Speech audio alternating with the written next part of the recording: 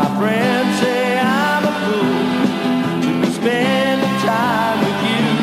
Husband and wife team Frankie J. Holden and Michelle Pettigrove are teaming up to bring us a great show called How Sweet It Is at the Frankston Arts Centre. It's just around the corner. It's part of the daytime music series. Frankie J. Holden is a true Aussie legend. From frontman of Old 55 there, you hear his voice, to actor, TV presenter. In Melbourne Tonight, of course, was one of those. I was in the audience at one stage when Frankie was hosting that back in the 90s, and he joins me now online. Frankie J., nice to have you with us today, pal. Thank you very much. It's nice to be with you, but I'm exhausted. You're exhausted? Well, I'm exhausted just listening to what you're doing in the next hour. It's a bit like your IMT days, isn't it? It is. 3 minutes of this person, 3 minutes of that person. Well, I give about 10 to my people, you see. You gave about 3, I know, but I do about 10. Well, it's an action-packed show you've got. Congratulations. And you're heading it. Well, I'm very honoured. I'm very honoured to be heading it. Well, I'm honoured to have you on here. Do you still live up north? Yeah, I live on the mid-north coast the far south coast of New South Wales. Yeah, you bought a place up there, didn't you? Well, I've lived there. It's just near Marimbula. Yeah. And I've lived there for 12 years. And then 6 years ago, we bought a caravan park at Tathra, which many of your listeners will know. We get a lot of visitors from Melbourne and Victoria come up that way. And the park, I'll give it a plug. The park's called Tathra Beachside. And we won Best Park in Australia 2016. Congratulations! And it's a multi-award-winning park. So we don't live on the park. That's a misconception that was spread by the Daily Mail or the Guardian or one of those. You do have a house somewhere else. we have a house. Yeah. It's all right. Don't send us up any food parcels. But the park's great. It's a great outlet. Yeah. Obviously it's a business, and so therefore carries some responsibility. Yeah. But it's a great outlet for both of us, for Michelle and I, because basically we have very good staff who run the business side of it, and our main involvement is entertaining the punters, our guests. So we'll be up there regularly doing live gigs, running trivia nights, morning teas. There'll be meal nights, all sorts of things like that. So that's wonderful. It's a natural extension of our personalities. Of what you do, yeah. And what we've done all of our lives. Yeah, so, of course. And it's great. It's very good for my soul to be able to be giving people, particularly families, yes, fun holidays, because that's more and more important these days as our lives become more fragmented and family time becomes more precious. And, a holiday park such as we've got is a great time for the family to be able to be together. So it's great. Frankie, let me take you back to Old 55 days. They must have been halcyon days for you. I don't remember them, mate. You don't remember them? I won't ask why. No, they were great days. I mean, it was a great time I was 23, 24 years of age back then, and obviously, it was the start of my show business career. But it's when you look back, and it was a very important time for Australian rock and roll, but also Australian culture, because one of the reasons why Old 55 was so successful so quickly was our involvement with Countdown. So it was the start of that era, and Countdown itself led on to very many other TV shows exposing, Australian rock and roll musicians and songwriters to the general public. And so there was a real bloom in that little subculture back then. So it was, and it's a great thing for me to have been involved in that. Because, still get people coming up to me on the street, and despite all the other things I've done in my career, they remember Old 55. Yeah, of course. It really holds a special place in their hearts. Well, I suppose because they were young as well. That's right. We all grew up together, didn't we? Yeah, exactly. So that's a lovely thing to have. And those great memories of those times. Did you have any funny stories from one of those gigs? Not that I can repeat. Well, I thought you might have had just one we could clean up a little bit and tell. I do. There's one. You mentioned Countdown. I well remember this. We were the first year that Countdown went colour was 1975, and that was when we burst onto prominence. And I well remember we were in one of the dressing rooms at the ABC getting ready to do a countdown, and we were, as was our wont back in those days, we were so poor that we all had to share the same cigarette. Oh Go on. Yeah. So we were there having a joint in the dressing room before we went on, and we walked. You know, the stage manager comes and knocks on the door and says, "Time for you guys to come on." So we walked down and turned left, and coming out of the next dressing room is Malcolm Fraser. Oh, well. And a couple of federal police officers on the show. And here we are, sharing a cigarette. They gave us the look. I bet. Did they smell it, though? Yes, of course they could. They knew exactly what we were doing. Oh, but dear. they weren't about to create a ruckus in that situation. So that's a fond memory. One I got away with. One you got away with, yeah, my word. Tell us about the show that's coming down to the Frankston Arts Centre, How Sweet It Is. Yeah, this is a show that I've done with my wife, Michelle Pettigrove. Your listeners would know Michelle, I suppose, primarily from her involvement in a country practice. Yes, of course, yeah. A few years ago. And this is a show we've done over a number of years, and it's called How Sweet It Is because basically it's about our lives together, but there's a lot in it that will resonate with your audience, and that is it's about how we met and fell in love, got married, had children, but all of the obstacles that we had to get over in order to achieve the happy state in which we find ourselves now. So it's based on your story. It's based on it's our story, and we tell the story, and we use songs to help tell the story and to set the scenes. So most people would know I was married before I met Michelle, and my first wife passed away.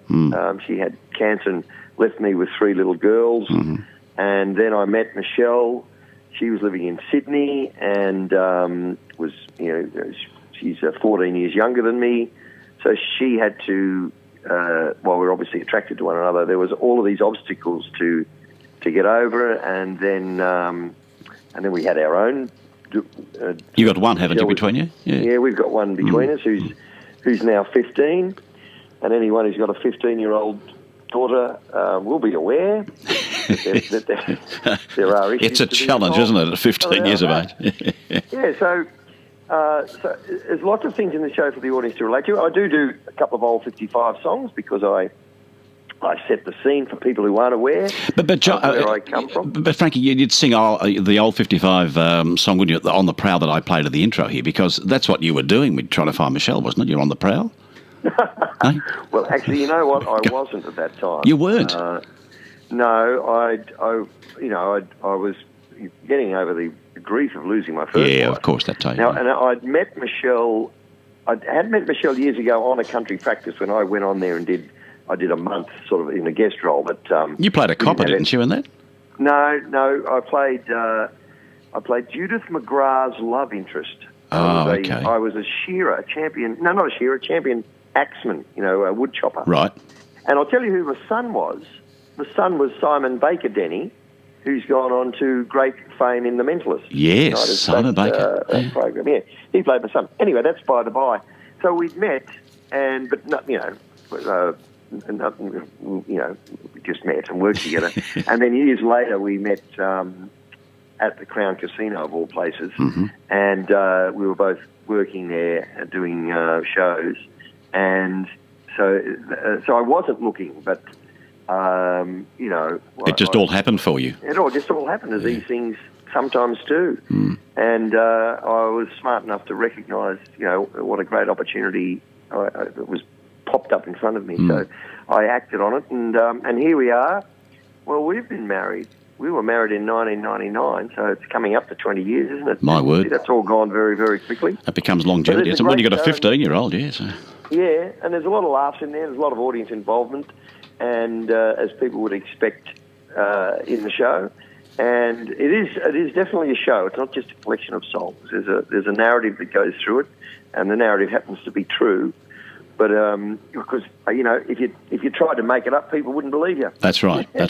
No, it's nice to hear that it's your story, and it'll be a delight to go and see that. What about nighttime variety, mate? Would you be open to coming back now that CBS is going to buy Channel 10? Yes, that's an interesting development, isn't it? Yeah, it's a fantastic development. Well, I wouldn't be surprised if one of the first things that they say is what this country's missing. Yep. Is a nighttime variety show. to me, it's just ridiculous that we don't have one, and it's just a lack of imagination. Well, we've been starved of it, haven't we? Really? Yeah, I mean, when they put on, The Voice or what's that show, the dancing show that Daryl Summers hosts? Yeah, Dancing with the Stars. They put on those sorts of shows, and they're incredibly popular. Yeah. But they still don't understand that that's what people want. People want to be watching talented people performing, and it's just been a great oversight. And they don't have to be expensive shows to produce. So, I reckon that'll be the first thing that CBS will say. I think so. They're rather big on nighttime variety, aren't they? Well, of course, it's been a staple in American television. Yep. And we did, I resurrected IMT from sort of 96 to 99, and then Rove ran his very successful show, and Steve Vizard had his show. That's right. And all of a sudden, it just stopped. And it's been missing ever since. And I'll guarantee if you ask anyone in the street what they'd like to see, that's what they'd like to see. Live variety. And it gives the opportunity, youngsters coming up, you let them hear what they can do and so on. It's wonderful entertainment. Even if it's 2 or 3 nights a week, it'd be great. Yeah, and you can have a bit of chat. And there's nowhere... Visiting stars now, they have to go on breakfast television. Exactly right. Exactly. Really? That's a limited audience. It's a limited audience, and it's a limited time slot. Anyway, fingers crossed, mate. So well, you might get the call from CBS, and we've put it out there now. You just never know. You never know. If you put these things out there, but whether or not it's me or someone else, there'd be some other young talent around that could fill the shoes. It'd be nice to see something.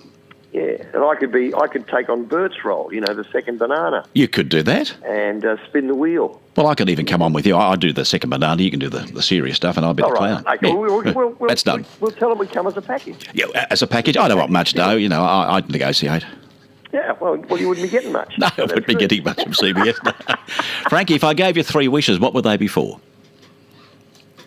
3 wishes? Yep.